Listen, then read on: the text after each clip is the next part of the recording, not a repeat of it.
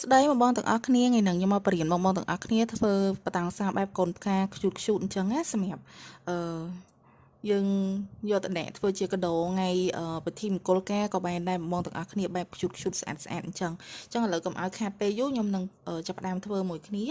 អញ្ចឹងអីគេដែលយើងត្រូវការលុះកម្មញ្ញរបស់យើងទាំងអស់3ពណ៌បងទាំងអស់គ្នាដំបូងឡើយគឺយើងត្រូវវាស់កម្មញ្ញយើងសិនយកតែត្រឹមកន្លែងនេះយើងត្រឹមតែ10សង់ទីម៉ែត្រទេណានេះអូខេអញ្ចឹងយើងកាត់មកអញ្ចឹងយើងបាត់វាជាពីរបែបហ្នឹងណាបងទាំងអស់គ្នាបន្ទាប់មកគឺយើងច្បាច់វាអញ្ចឹង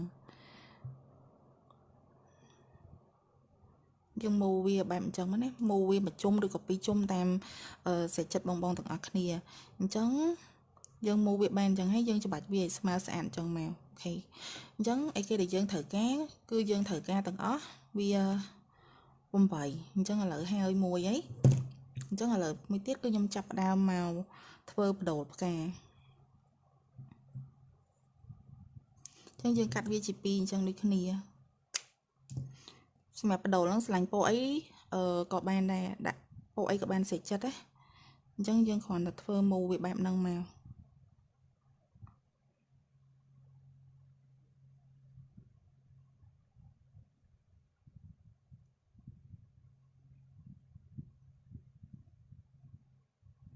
យើងមូរហើយក៏យើងហើយទៀនយកមកបិទវាបែបហ្នឹងណា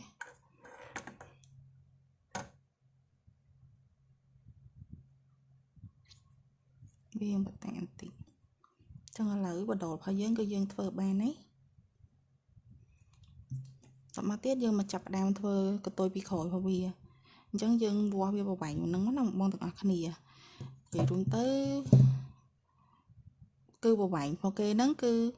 ទាំងអស់គឺ2សង់ទីម៉ែត្រណាហេអញ្ចឹងយើងធ្វើឲ្យស្មើគ្នាមក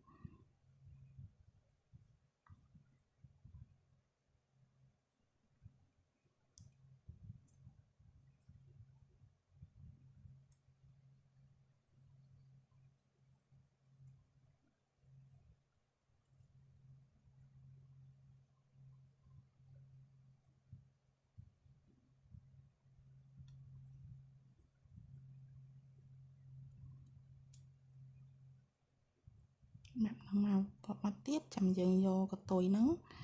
យកមកប្រគំចូលគ្នាហើយយើងកាត់វាស្អាតមកបងទាំងអស់គ្នាដាក់វាចូលក្នុងមក